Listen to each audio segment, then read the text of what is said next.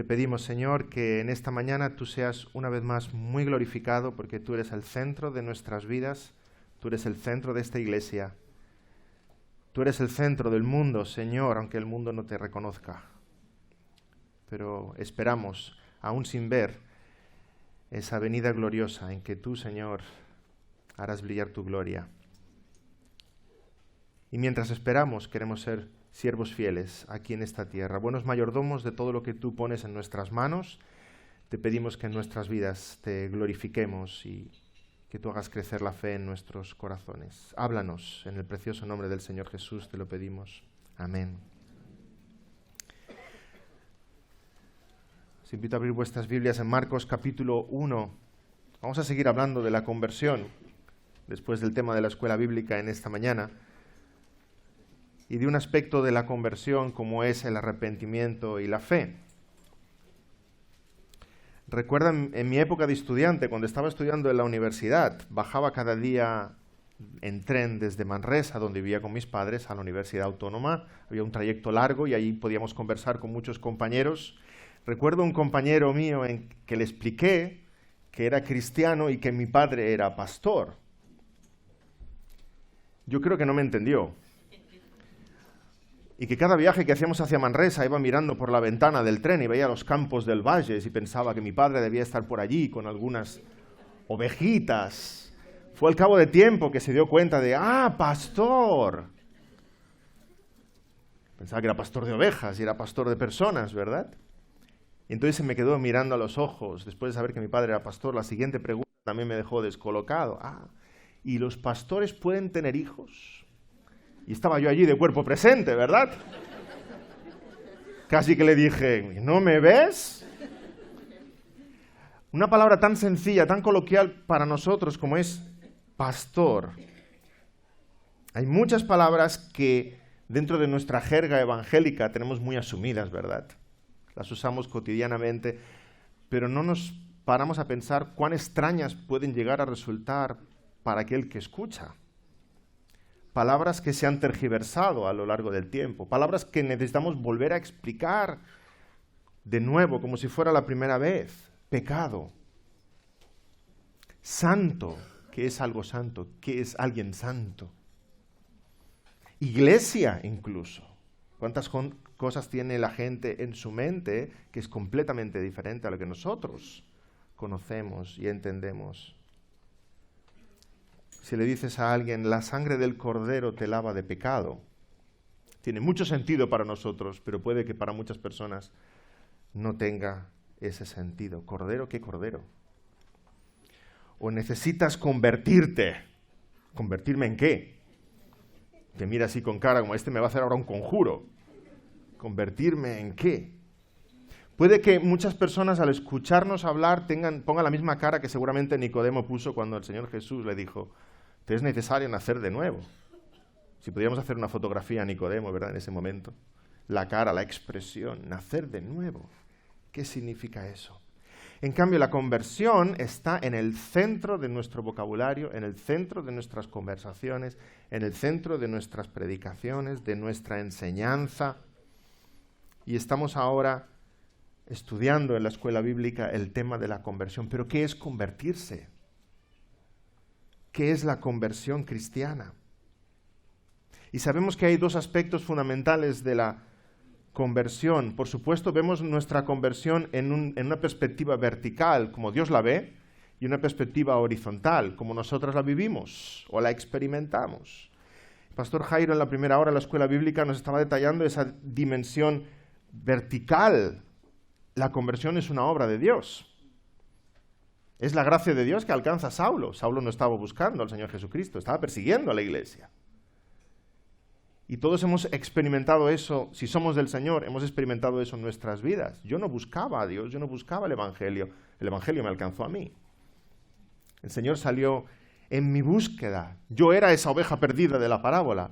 La oveja perdida no va buscando al pastor, ¿verdad? Es el pastor el que sale a buscar la oveja perdida. Y la alcanza y la lleva al redil con bien. Hemos sido alcanzados por la gracia de Dios. Hemos sido predestinados desde antes de la fundación del mundo y en un momento concreto de nuestra historia esa salvación preparada por Dios nos ha alcanzado. Se ha hecho una realidad. Hemos sido transformados por el poder de Dios. Pero también hay una dimensión horizontal, un aspecto horizontal de esa conversión que es tal como nosotros la vivimos. Yo seguí a Jesús. Yo caminé hacia Cristo. Yo me entregué al Señor. Yo creí. Y lo vivimos como una experiencia subjetiva, personal. Y en ese sentido el Señor también nos invita en su palabra a arrepentiros y creer. Arrepentíos y creer. Es luego que entendemos que ese arrepentimiento y esa fe son dones de un Dios soberano que obra en nuestros corazones. Me encanta comparar la conversión con la resurrección de Lázaro, porque una de las muchas ilustraciones de la conversión es que hemos pasado de muerte a vida, ¿verdad? Estábamos muertos en nuestros delitos y pecados. ¿Cómo debió Lázaro vivir su resurrección? Hubo un momento en que abrió los ojos y se puso en pie y vio algo de luz porque habían retirado la piedra y empezó a caminar y salió fuera y vio a sus hermanas y vio al Señor y fue hacia el Señor y se abrazó y le dijo, aquí estoy. Y luego Lázaro, reflexionando, debía pensar, ¿cómo es que aquí estoy si estaba muerto? ¿Cómo es que aquí estoy si estaba muerto? ¿Cómo es que llegué hasta ti si yo estaba muerto? Y Jesús debía explicarle, yo te llamé. Dije, Lázaro, sal fuera. Lázaro, sal fuera. Y ese Lázaro, sal fuera, es una invitación, pero es una orden, ¿verdad? Sabemos que no es solo una invitación porque está muerto Lázaro. Si fuera solo una invitación sería ridículo. Es una invitación que es una orden. Lázaro, sal fuera. A ti te digo que te levantes y que vengas hasta mí. De algún modo, aquellos que somos del Señor hemos escuchado esa invitación de venir a Cristo, pero es el Espíritu Santo el que en nuestros corazones ha hecho que esa invitación se convierta en una orden. Levántate y sígueme. El Señor Jesucristo, en Marcos capítulo 1, versículo 15, las primeras palabras del Señor que Marcos registra en su Evangelio. Dice, el tiempo se ha cumplido y el reino de Dios se ha acercado. Arrepentíos y creed en el Evangelio. Arrepentíos y creed en el Evangelio. Y esa invitación sigue apelando a nuestras conciencias y nuestros corazones. Arrepentíos y creed en el Evangelio. La conversión es algo que no podemos percibir, no podemos ver en los corazones. Pero si la pudiéramos ver, me gustaría compararla con un pájaro, con un águila que tiene dos alas. Una ala se llama arrepentimiento y la otra se llama fe. Y ese pájaro vuela con esas dos alas. Ambas cosas se dan en el corazón para que haya la conversión cristiana, el arrepentimiento y la fe. Arrepentíos y creed. Y cuando invitamos a alguien a escuchar el Evangelio, lo hacemos de estas dos maneras, usando este lenguaje. Arrepiéntete de tus pecados. Ven y cree en el Señor Jesucristo.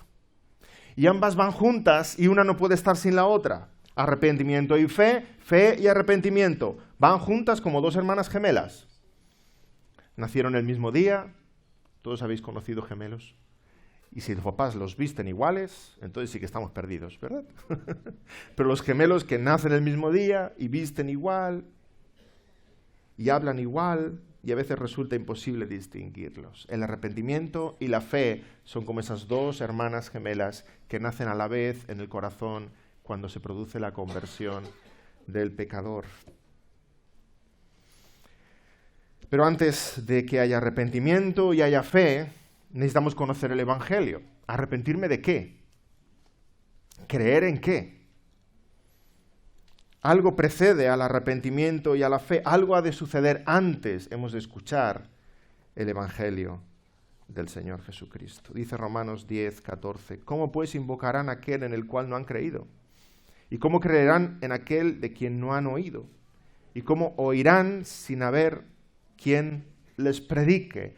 Necesitamos comunicar el mensaje del Evangelio para que en aquel corazón el Señor produzca arrepentimiento y fe. Y arrepentimiento y fe significa que hay una buena noticia y que hay una mala noticia. También hablábamos de esto en la escuela bíblica la semana pasada. Hay una mala noticia. Evangelio significa buena noticia, pero para que haya esa buena noticia necesitas comprender la mala noticia. Dice Romanos 3:23 que todos pecaron y están destituidos de la gloria de Dios. Y Romanos 6:23 que la paga del pecado es muerte, mas la dádiva de Dios es vida eterna en Cristo Jesús. Así que no podemos compartir el Evangelio sin compartir la mala noticia con la buena noticia. Y hay muchos falsos intentos de compartir el Evangelio compartiendo solo la buena noticia, sin que haya ninguna mala. La mala noticia es que eres pecador, que estás perdido, que mereces el infierno y que si no te arrepientes estás destituido de la gloria de Dios por los siglos de los siglos.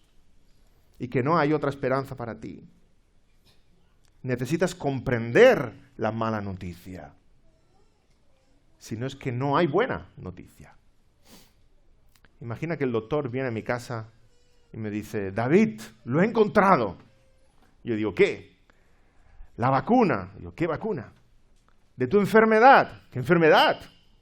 Yo no sabía ni que estaba enfermo. Aquí la tienes. El doctor está gozoso, está pletórico y yo estoy pasivo, indiferente.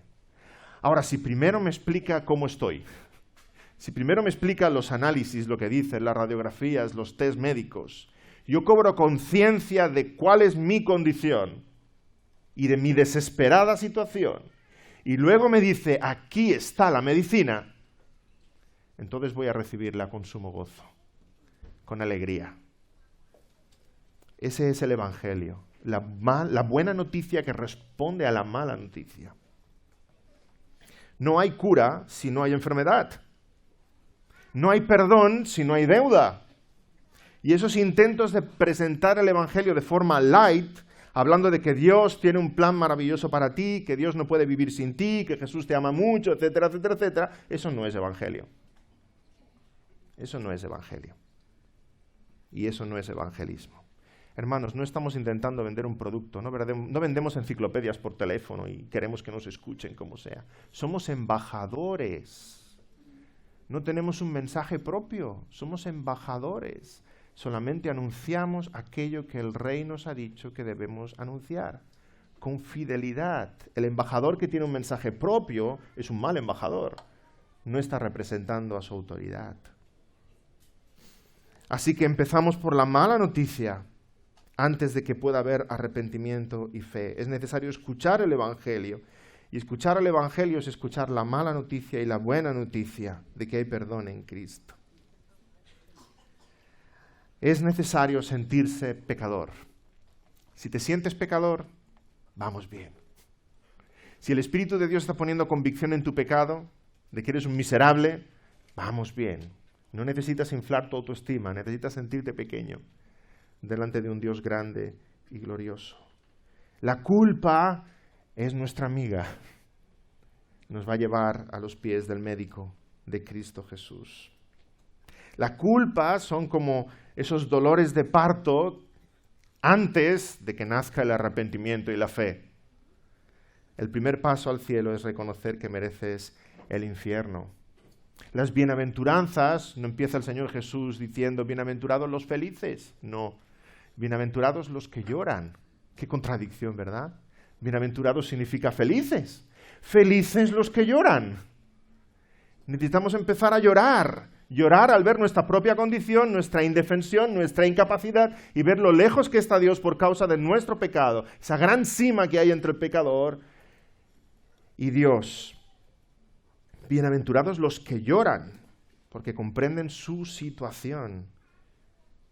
Y entonces serán felices cuando reciban con sumo gozo la noticia del Evangelio y del perdón de pecados en Cristo. Necesitas sentirte pecador y que Dios abra tus ojos y veas tu situación miserable Que te sientas pequeño, que te sientas pobre, que te sientas indefenso, como ese paralítico de Betesda que estaba allí echado 38 años y cada vez que se agitaban las aguas del estanque, él pensaba, ¿cómo voy a llegar allí si no hay quien me lleve? Y si mis piernas no funcionan. Ese somos tú y yo. Hasta que Cristo se acerca y le alcanza con su gracia. A ti te digo, levántate. Eso es lo que Dios hace con nosotros. La culpa, por tanto, no es mala. ¿Quién dijo que la culpa es mala? Bueno, Freud, sí. Dijo que producía neurosis. Pues que Freud se quede con su neurosis, que nosotros nos quedamos con nuestra culpa. Porque nuestra culpa es como la fiebre que te dice, besa por la medicina. La culpa nos está diciendo que hay algo que se tiene que solventar en nuestros corazones y nos acerca al médico del alma, Cristo Jesús.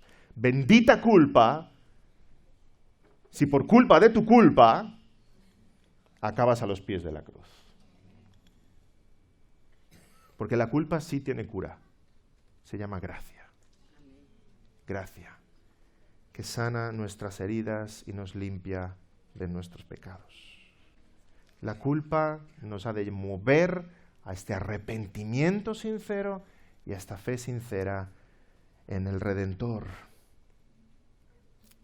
Creamos en el Evangelio arrepentimiento y fe, y a veces la palabra nos llama a una y nos llama a la otra, pero cuando nos llama a la fe está implícito el arrepentimiento, cuando nos llama al arrepentimiento está implícita la fe. Y aquí es cuando dice el Señor Jesús, este pasaje de Marcos 1:15, el tiempo se ha cumplido y el reino de Dios se ha acercado.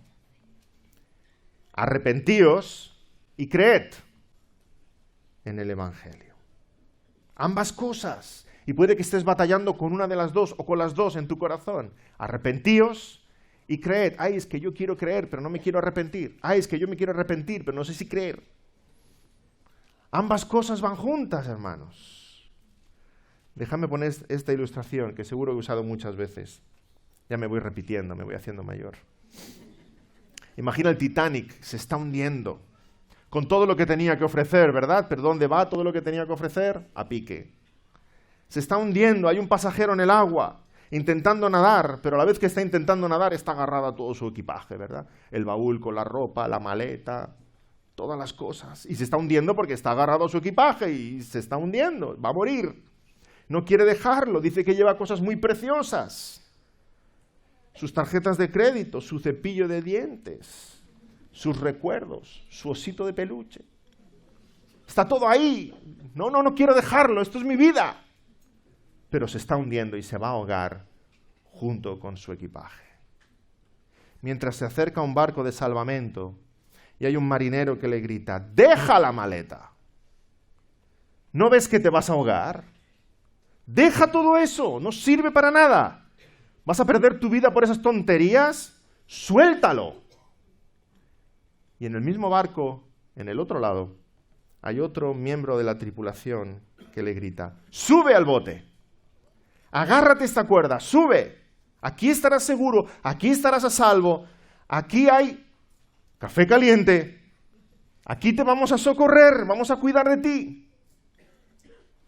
Igual pasa con el mensaje del Evangelio. La humanidad es ese Titanic que se va a pique. Tú y yo somos esos náufragos en el agua. Nos queda poco tiempo. Pero aunque nos queda poco tiempo, nos agarramos bien fuertemente a nuestro equipaje. Es que yo no quiero dejar nada.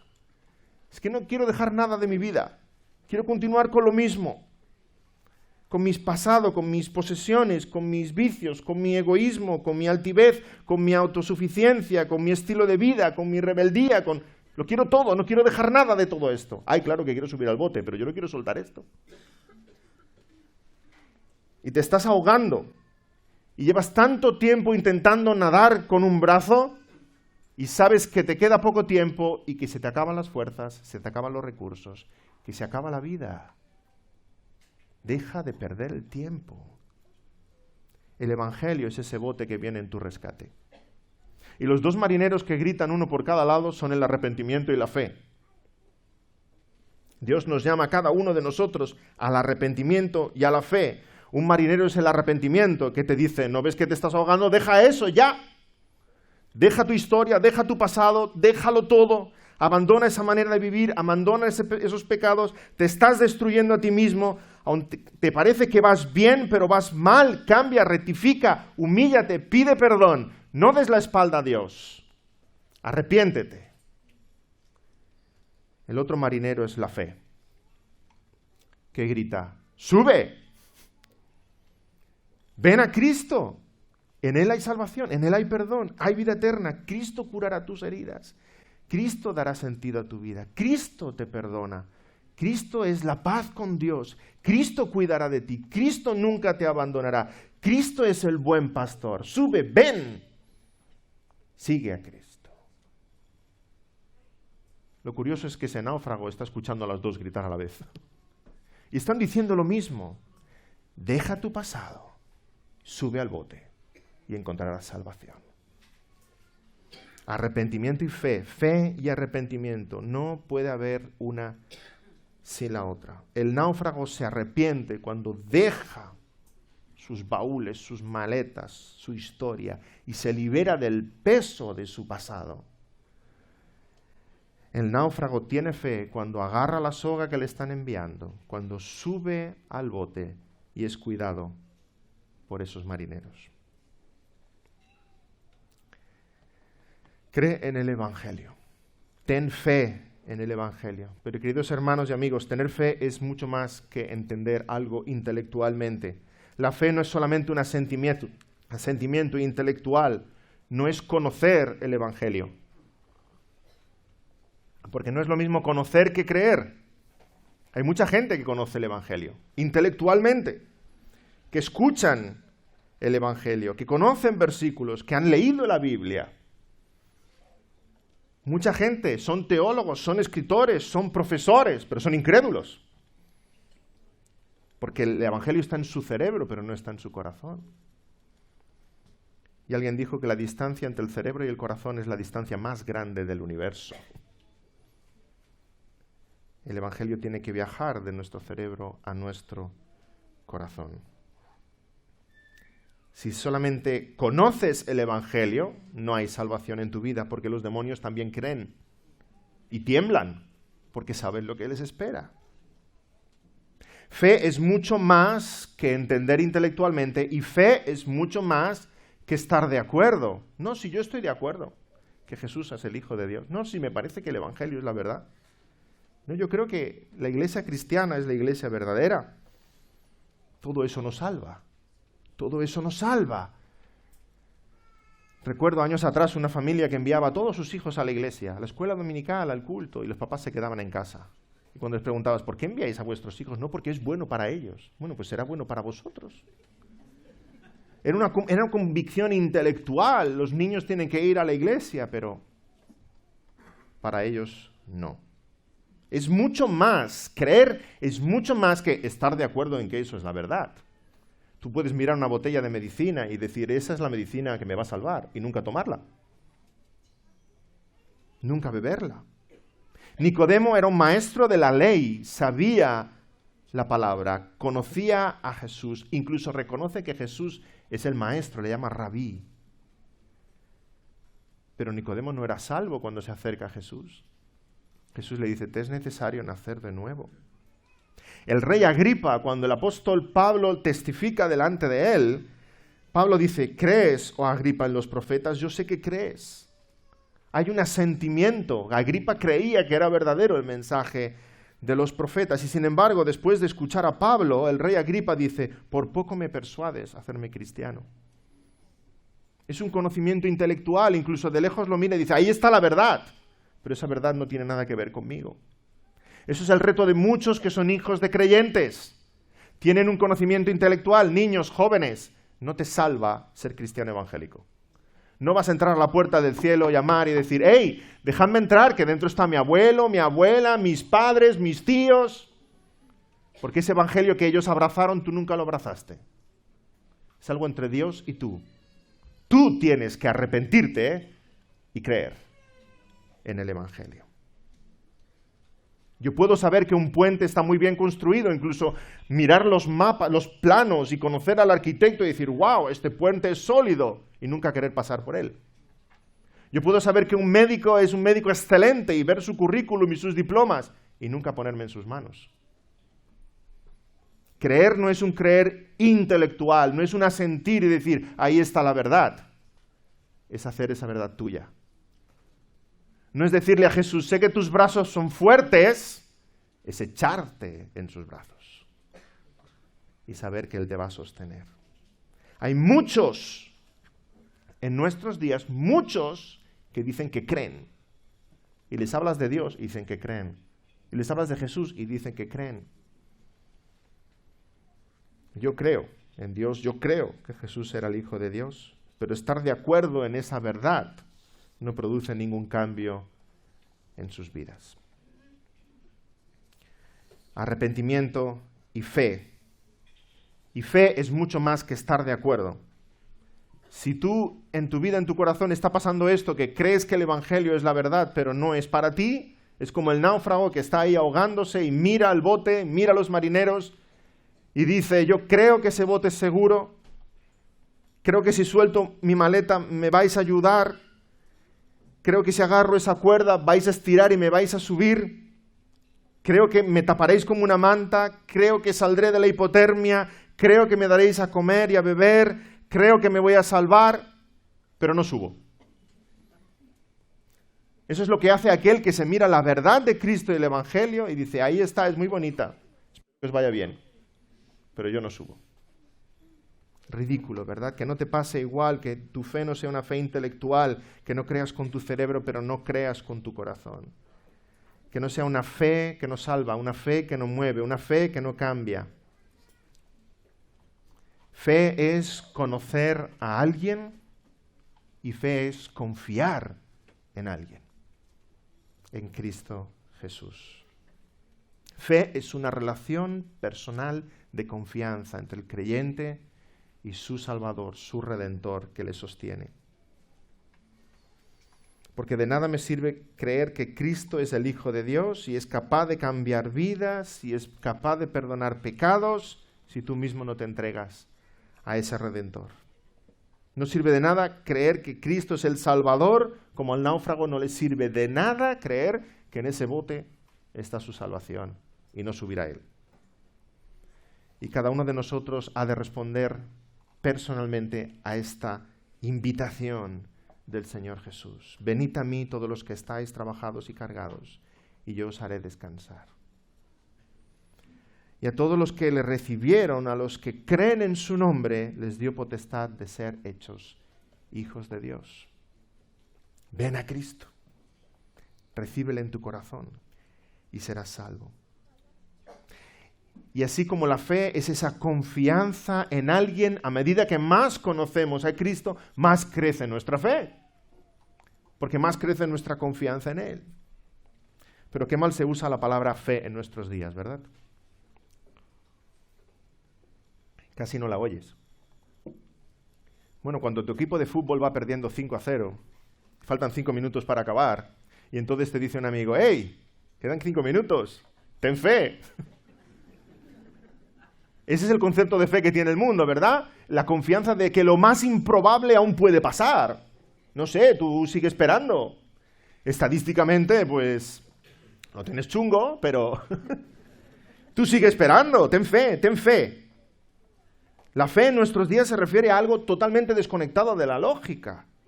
Se refiere a algo que tal vez puede pasar, pero que es casi imposible. Si eso es fe según el mundo, yo no tengo fe. No tengo ninguna fe. No tengo fe en Cristo Jesús si es el concepto de fe. Siguiendo ese concepto de fe, te dirán algo así. Jesús, pues puede que sí que sea el Hijo de Dios. Puede que de verdad salve pecadores. Puede que incluso venga. Y que cuando venga incluso venga a buscarte a ti. Tú tranquilo, tú ten fe. Espera que eso pase, porque a lo mejor pasa, ¿eh? Ese no es nuestro concepto de fe, ¿verdad? La fe en un sentido bíblico no es eso. La Biblia no dice que la fe es la esperanza de lo improbable, la convicción de lo casi imposible. como dice Hebreos, la fe es la certeza de lo que se espera, la convicción de lo que no se ve. Fe es algo ciertísimo en nuestros corazones. No es una locura que a lo mejor algo va a pasar. Fe en un sentido bíblico es poner tu confianza en alguien que es digno de confianza. Eso es fe. Como si fueras operado por un doctor. Imagínate que vas a ser operado por un doctor. Y en todas tus visitas a ese doctor has podido estar en su sala de espera. Has podido ver todos los diplomas y acreditaciones que tiene allí. Has podido conversar con otros pacientes. ¿A ti te ha operado este doctor? Sí, fue fantástico, estoy recuperado, tal. Has hablado con 20, con 30, con 40, con 50. Hay revistas en la sala de espera, has podido leer artículos de ese doctor. Y dices, es una eminencia, es el mejor del mundo en esto. Y cuando al final conoces a ese doctor, te estira en la camilla para operarte, lo miras y dices, doctor, tengo fe en usted. Y cuanto más conoces de ese médico, más certeza hay en tu convicción, porque el mundo está lleno de pruebas indiscutibles de que este hombre sabe lo que hace. Esa es nuestra fe en el Señor Jesucristo. La fe en un sentido bíblico es la certeza de algo que se espera y que seguro viene. La convicción de que algo no vemos, pero ese algo que no vemos, lo vamos a ver. Eso sí es fe. Eso sí es fe. En ese sentido yo sí tengo fe y estoy convencido de que vosotros sí tenéis fe, porque la fe cristiana no es una fe ciega e irracional. Creemos en el Dios que sacó a Israel de Egipto. Creemos en el Dios que abrió el Mar Rojo. Creemos en el Dios que derribó las murallas de Jericó, el Dios del David que venció a Goliat, el Dios del Daniel que salió de entre los leones, el Dios que se hizo carne en Cristo Jesús, el Dios que resucitó a Lázaro, el Dios que multiplicó los panes y los peces, el Dios que caminó sobre las aguas, el Dios que perdonó los pecados, el que dio vista a los ciegos, el que hizo los cielos y la tierra.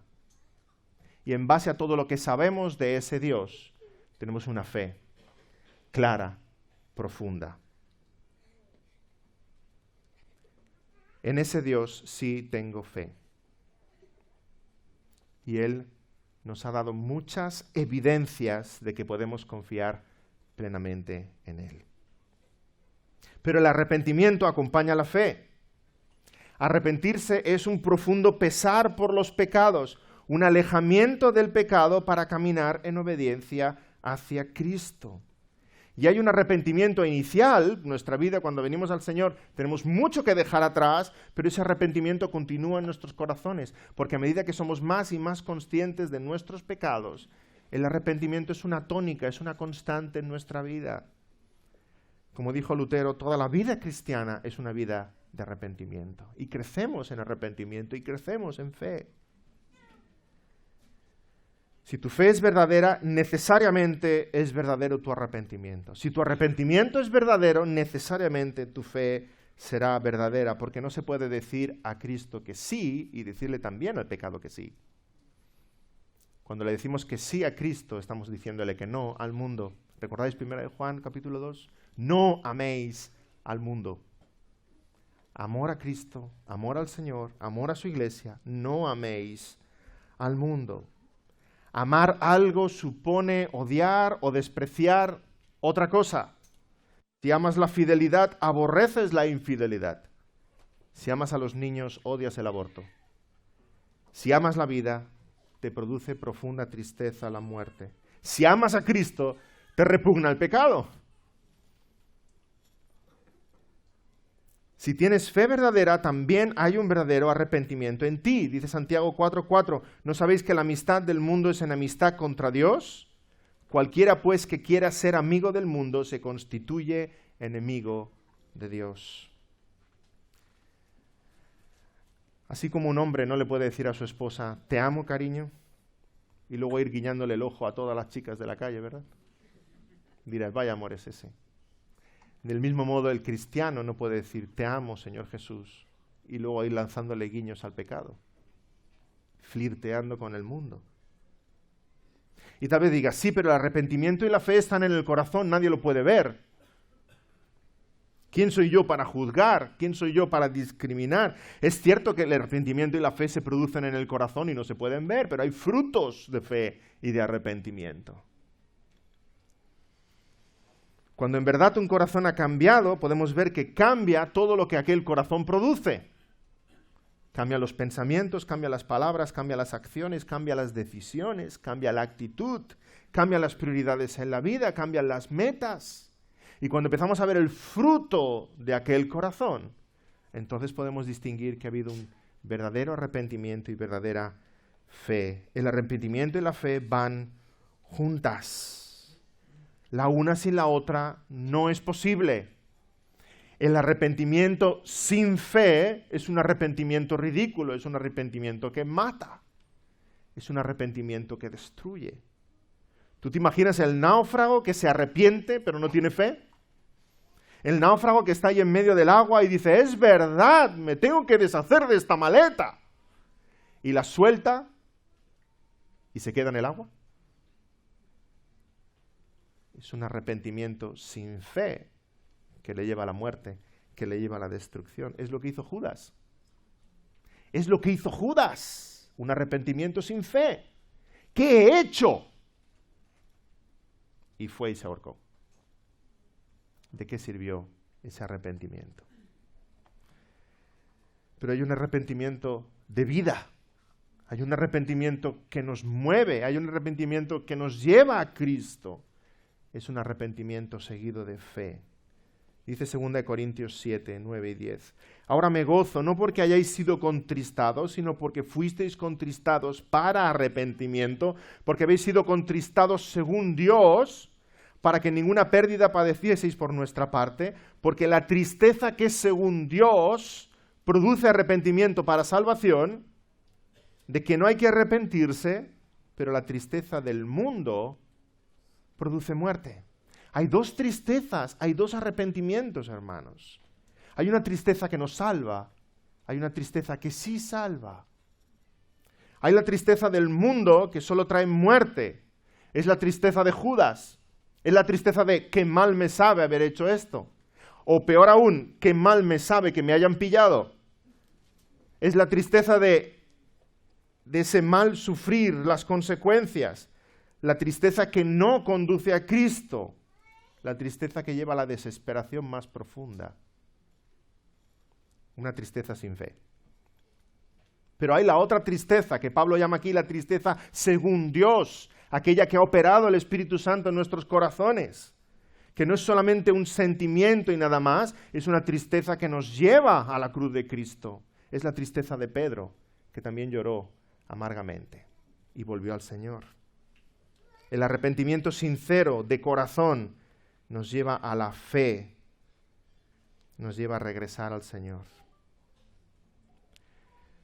El arrepentimiento sin fe es un arrepentimiento que mata, y la fe sin arrepentimiento es imposible. Siguiendo la ilustración del náufrago, es como el náufrago que quisiera subir al bote sin renunciar a todo su equipaje. ¿Os lo imagináis? Tirando de la soga a los marineros y él con los baúles, ¿verdad? Las maletas. ¡Tirad más fuerte, que tengo que subir con todo! Tiene que dejar eso para que lo puedan salvar a él. Uno no puede venir a Cristo sin arrepentirse de su pecado, sin arrepentirse de su pasado, sin arrepentirse de su historia. Uno no puede incorporar a Cristo a su vida y que no cambie nada más. Yo sigue siendo el mismo, mi vida sigue siendo la misma. Porque Cristo, cuando viene a tu vida, viene como Salvador y viene como Señor sobre todas las cosas. Y cuando a alguien le dices arrepiéntete de tus pecados, le estás diciendo cree en el Señor Jesucristo. Y cuando le dices cree en el Señor Jesucristo, le estás diciendo arrepiéntete de tus pecados. Y hay quienes dicen que el pecador puede invitar a Jesús a su vida para ser Salvador y no Señor. Hay quienes dicen que puedes aceptar a Jesús en tu corazón y ahora ya estás salvo, pero tu vida puede continuar igual de mundana. Eso no es posible, hermanos. No sé si lo sabíais, os he dicho ya que el cristiano carnal es un animal mitológico. Creo que sí, ¿no? Me repito. Como las sirenas, los centauros, los minotauros.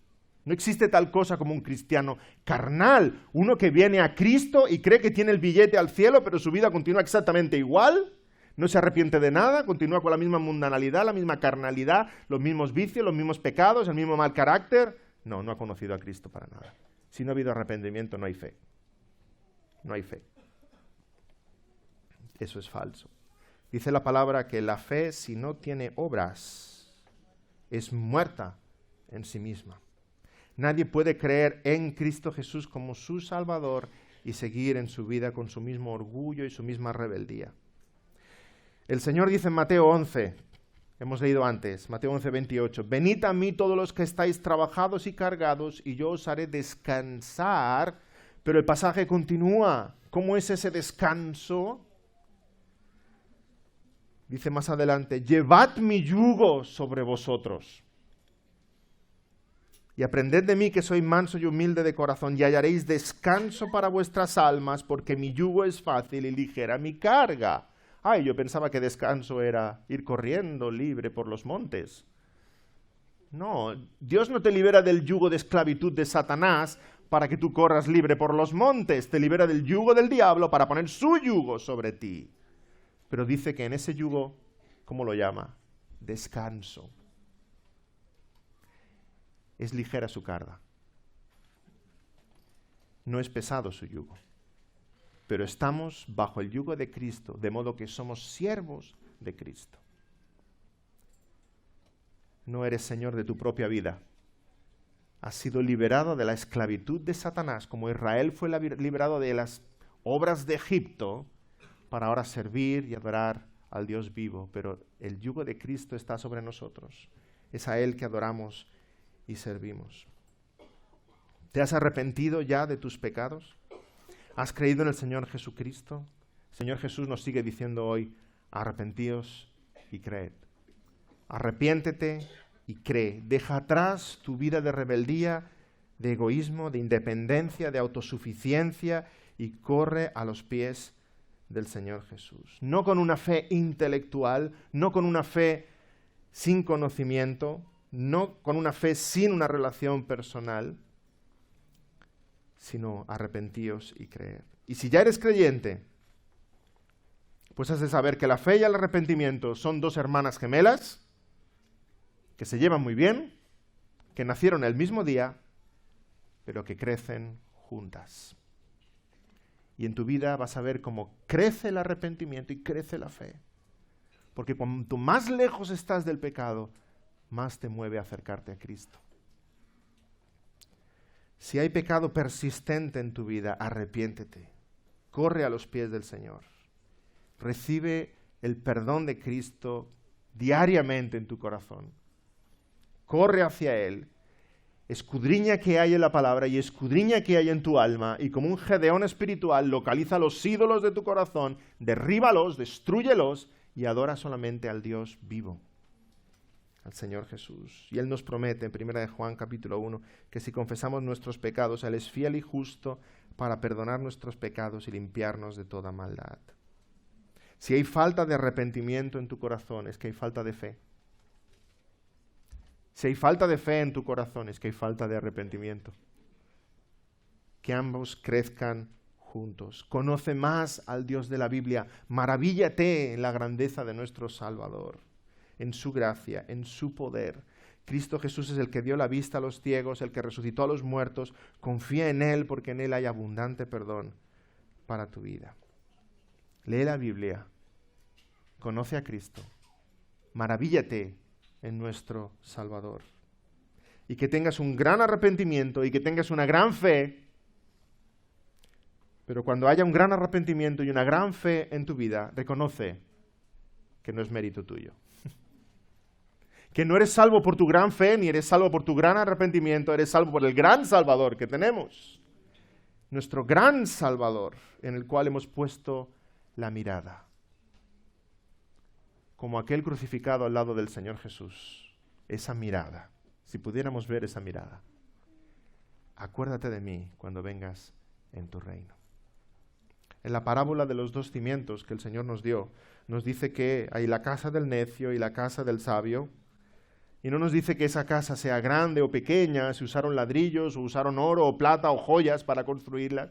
No nos dice nada sobre si una casa está bien construida y la otra mal. No nos dice si una era una pequeña chocita y la otra era un gran palacio. Lo importante de esa parábola, ¿qué es? ¿Dónde está construida esa casa? ¿En qué terreno? ¿En qué cimiento? Que tu fe sea grande o sea pequeña, aunque sea una fe pequeña como un grano de mostaza, esté en el lugar correcto, en Cristo Jesús. Amén. Vamos a orar.